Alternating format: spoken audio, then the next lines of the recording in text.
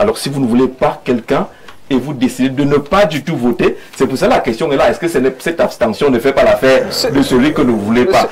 Permettez 30 secondes. Vraiment 30 secondes. Oui. Monsieur Jean-Jacques, ce qu'il faut également dire, parce que monsieur Etundila est bouché, depuis 2018, sur les plateaux de télévision et radio, les acteurs politiques ont passé le temps à vous dire que Paul Biya ne peut que gagner. Il ne sert à rien d'aller voter.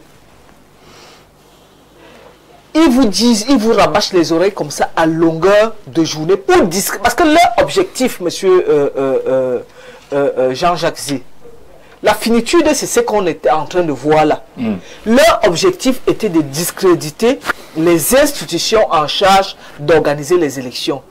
Sauf que malheureusement, ils se rattrapent comme ce fut le cas en 2004 où quelqu'un avait dit n'allez pas vous inscrire. À quelques mois, ils sont dit allez vous inscrire.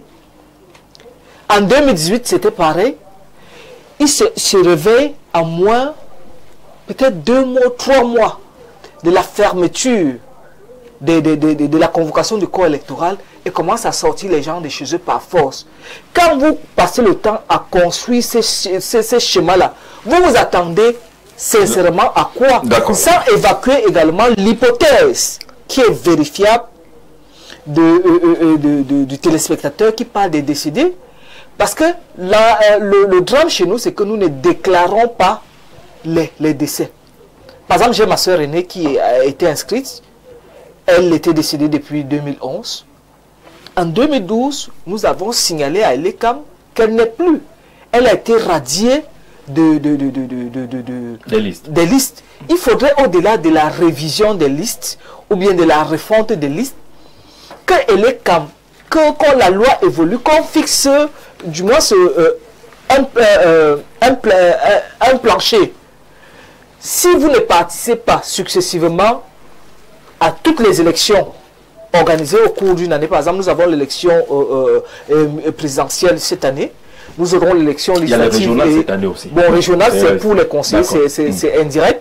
L'élection municipale et législative, si on constate que sur les fichiers que vous n'avez pas voté, on vous radie purement et simplement des listes électorales pour permettre à ce que non seulement vous soyez sensibilisés, mais que les autres également comprennent qu'ils ont un droit d'avancer. Il y a un aspect lié à la révision des listes électorales. Peut-être faudrait-il annoncer, peut-être faudrait-il arriver à la refonte pour qu'on recommence pratiquement. C'est des hypothèses, mais apprenons également à déclarer nos défunts. C'est fondamental. Bonsoir Jean-Jacques, je pense que l'abstention à voter pour plonger davantage le Cameroun dans le gouffre. Ne pas voter contribue à donner une voix en moins à l'opposition. Que la dame du plateau cesse de venir défendre. Voilà, elle est très brillante d'ailleurs. D'accord, merci Stéphane de Limbé de reconnaître cela. Je crois que ce qu'elle a fait tout à l'heure parlant d'Elections Cameroun n'est pas défendre un parti politique. C'est fondamental. Alors le patriarche, qu'est-ce qui peut justifier qu'autant de Camerounais n'aillent pas finalement voter? Ils sont inscrits, mais ils n'y vont pas. Merci bien, ça me fait plaisir d'écouter ce débat dont mes co-panélistes sont à la hauteur. Ils ont dit des choses ô combien importantes à ce sujet qui ne sont pas négligées. Mais je prends la parole en tant qu'élu et un pratiquant de la politique au sein du RDPC, d'où j'ai été le vice-président communal de cette élection présidentielle du 12 octobre. Chez nous, dans nos rangs de RDPC, nous n'avons pas accusé un taux d'abstention.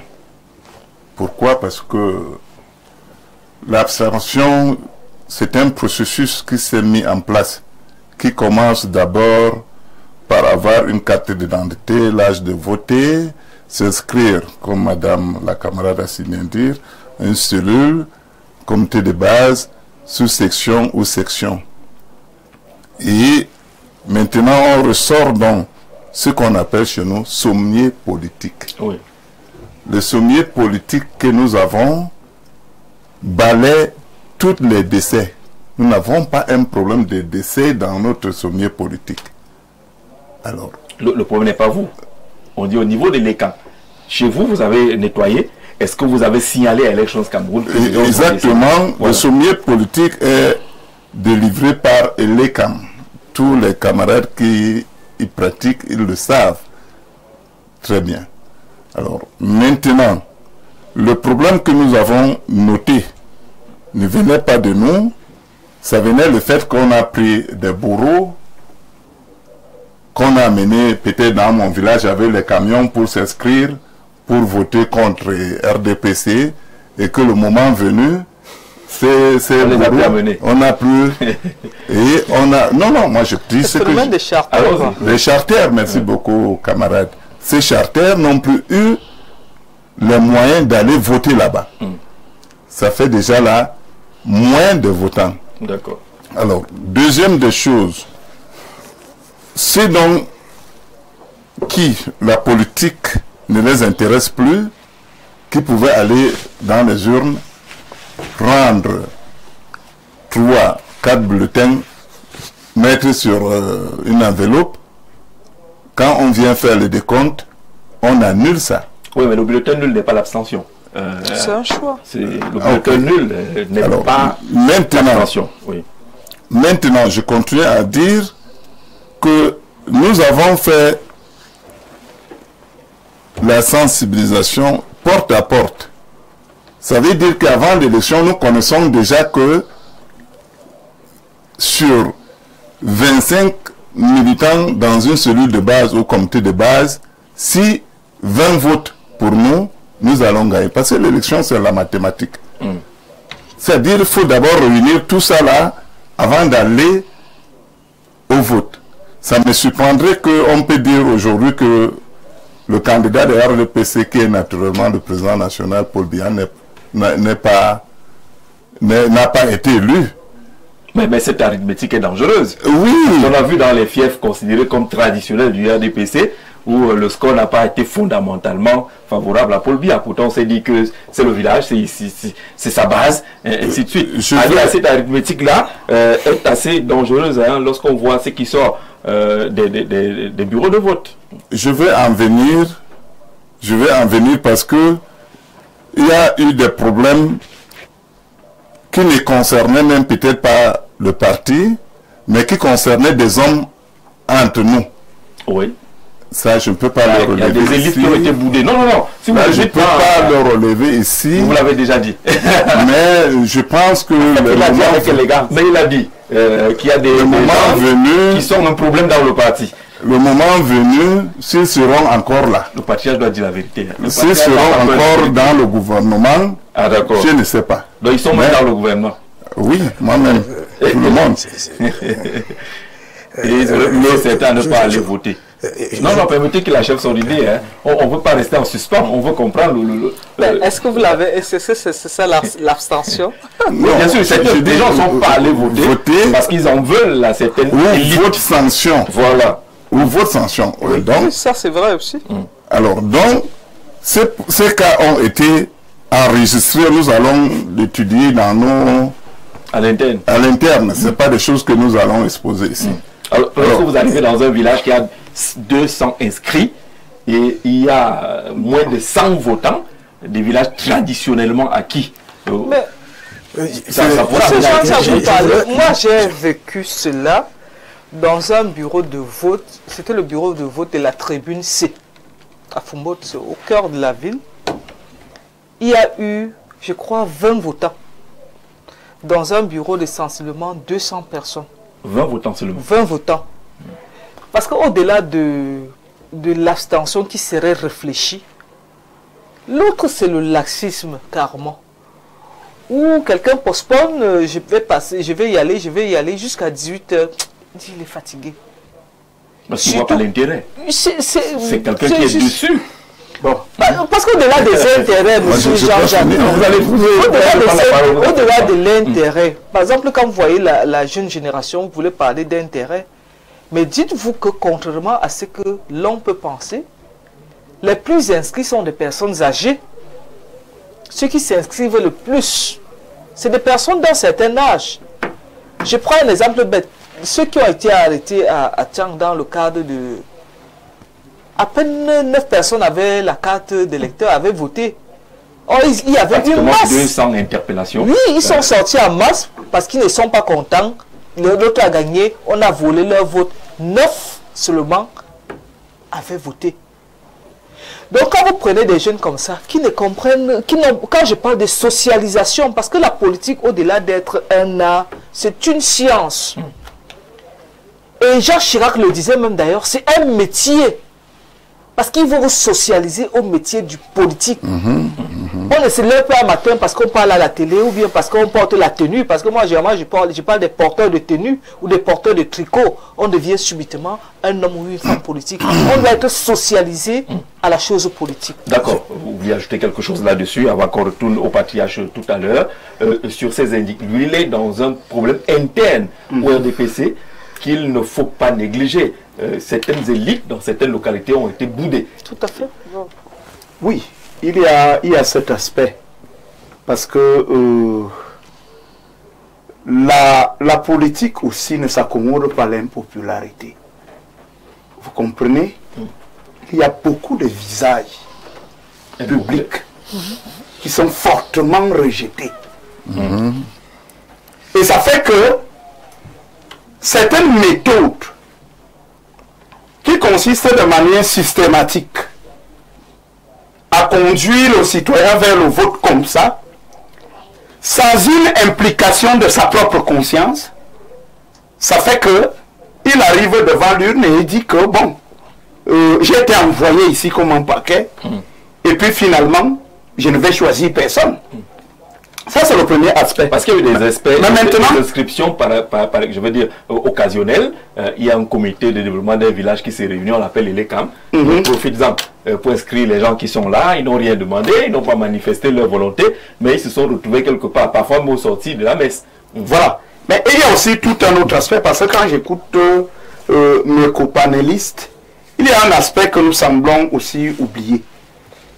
J'ai le sentiment, à l'observation d'un certain nombre de choses, qu'il y a une réelle crise de confiance entre les citoyens et les institutions, ou alors les personnes qui incarnent les institutions.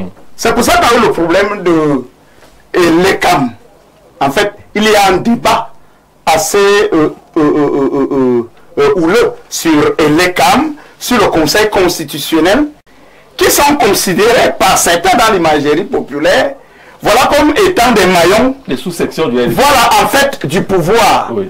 Enlevons même l'ECAM, enlevons le Conseil constitutionnel, mettons même de côté le débat sur la présidentielle. Il y a des citoyens aujourd'hui qui estiment que on peut par exemple arracher leur terrain, on peut venir les violenter chez eux. S'ils n'ont pas de moyens, ils ne peuvent pas faire le problème, ils ne peuvent pas se plaindre. Donc en réalité, moi je pense que la République, et là je m'adresse à la haute République, doit œuvrer, n'est-ce pas, à remettre en confiance, à restaurer la confiance aux institutions dans l'esprit des citoyens.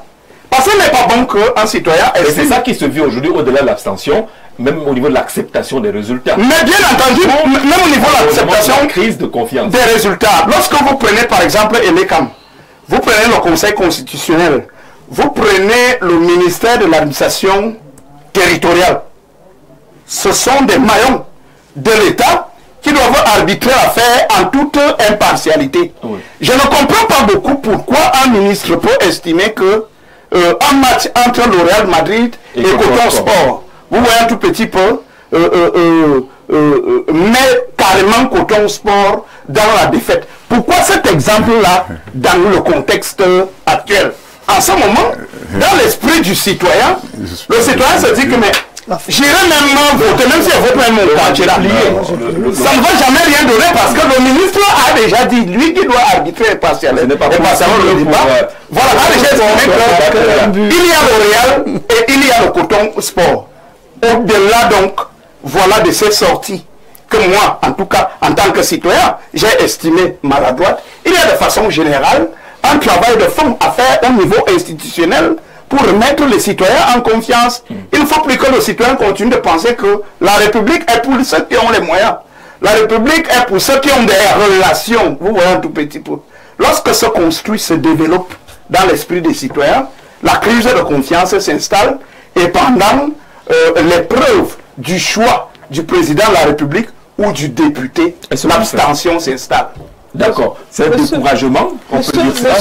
C'est Mathias qui prend la parole. Il reprend la parole. Vous allez parler tout à l'heure. Écoutez, camarades, je m'inscris en faux par rapport à... Pour la crise de confiance? Non, par rapport à ce qu'il dit à son excellence, monsieur le ministre Atangandji. Parce que ce monsieur a joué un très grand rôle pour le processus électoral.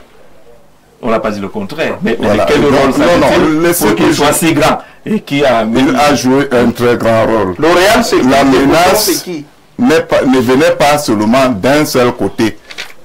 Ça venait de tous les côtés. Et je vous dis, sur le ministre Atangandji, c'est Dieu qui lui a envoyé là, à la place qu'il fallait et au moment qu'il fallait aussi. Si ce monsieur n'était pas là, parce que les opposants ont mis dans leur tête qu'ils ne peuvent pas gagner les élections, ils ont maintenant mis un projet de mettre le désordre, l'insurrection et le chaos. Oui, je répondais juste sur le sens qu'on peut donner à l'abstention. Adalbert a dit tout à l'heure que l'attitude de l'agent de l'État dans le processus électoral, parce qu'il faut le dire, le MINAT est l'agent de l'État dans le processus électoral. Il a joué son rôle. Et est-ce qu'il n'a pas plus besoin de militant? A-t-il besoin, lorsqu'on attend qu'il soit au-dessus, en tant qu'agent de l'État, de ramener les gens à des discours tels que Coton Sport contre le Real de Madrid? Vous imaginez quand même que c'est frustrant. Cela peut-être même encore donner des voix. Cela a dû, hein, je veux peut-être... des voix à l'opposition. Oui, parce qu'il y a l'effet inverse de l'abstention. C'est-à-dire que au-delà de l'abstention, ce comportement a dû peut-être prendre des voix à celui-là qu'il défendait pour les donner à... Donc, peut-être qu'il a fait son travail, mais j'estime, en fait, je peux le voir de manière objective. Oui, de manière objective qu'il y a eu une limite par rapport à ce narratif qui, en réalité, crée ce qu'on appelle un peu le trouble, c'est-à-dire le trouble. Mais le doute dans l'esprit du citoyen qui a réagi. C'est moi qui je voulais y arriver pour le Patia, je voulais juste... Moi, je voulais aller dans l'élément que vous aviez là tout à l'heure, c'est-à-dire cette affaire des membres à l'intérieur. Et j'admire votre grandeur de ne pas en déballer, parce que normalement, il s'agit là de la discipline... Non, tenons-nous. À la rigueur, il s'agit de la discipline politique. Mais là, vous êtes le chercheur. Oui, non, je parle en tant que chercheur. Je parle en tant que... Non. À l'intérieur du parti, il y a des problèmes. Oui, tout à fait. Mais en réalité, il dit... Ce n'est pas le lieu ici parce que nous savons que fondamentalement il y a ce qu'on appelle la discipline politique. Mais je voulais aller dans le constat que j'ai fait sur le terrain. Même nos collaborateurs ont fait dans ce sens. C'est lui qui a le temps de parole. Monsieur Jean-Jacques Zé, qu'il y ait des problèmes en interne, c'est normal parce que nous sommes des hommes. Mais ça peut vous même coûter des voix. Suivez, dans chaque macro ou micro société où il y a des hommes, il est normal qu'il y ait parfois... C'est normal, on ne doit même pas être embarqué dans ce débat-là. Et c'est pour cette raison que je trouve intelligent, comme l'a dit M. Etundi, qu'il vous dise ces débats ne nous concernent pas. Voilà. En revanche... Non. Il ne concerne pas l'opinion. Il y a une discipline politique. Non,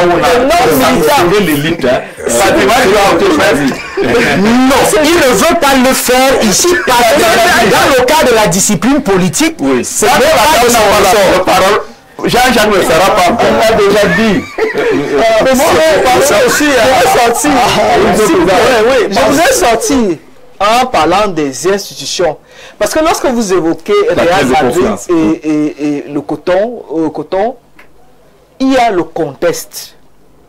Parce que s'il faut commencer à déballer à On a fait partir le du contexte, contexte, amener le diable à l'élection. Hein. c'est On très peut oublier compliqué. Par contre, la crise de confiance, contrairement à ce que l'on pense, la fonction publique n'est pas un comité de base du RDPC. C'est le comportement du citoyen, fonctionnaire vis-à-vis du citoyen usager. J'ai pris un exemple général. Permettez. Vraiment, Fatima, tout. Permettez. Non, vous communiquez très bien. Non, ça fait que si on vous laisse avancer comme vous avancez, les gens pourraient confondre. D'accord. Je vais sortir pourquoi. Non, je vous ai dit, quand je parle, c'est la sensibilisation. Vraiment. tant que vous mentionner la crise de tous les citoyens. Vous m'empêche de parler. La crise de non, je dis les institutions telles qu'il a évoquées. Il y a Elecam. Il y a le Conseil constitutionnel. Il y a l'OMINAT. Il y a les ministres, bien les institutions ministérielles. J'ai parlé d'un construit qui s'est révélé comme un couteau à double tranchant. Parce que lorsque vous essayez de faire une analyse structurée depuis 2018, le narratif voulait conduire les Camerounais à cette crise de confiance, pas dans le but forcément d'amener les gens à ne pas aller voter, mais à préparer ce que les gens appellent de tous leurs voeux depuis un moment dans les réseaux sociaux. C'est très dangereux. La même interprétation que dans le contexte actuel, que les mêmes paroles viennent d'un ministre exécutif. On n'a pas le même degré de réflexion. Patria, je vous grappille 2 minutes. Hein.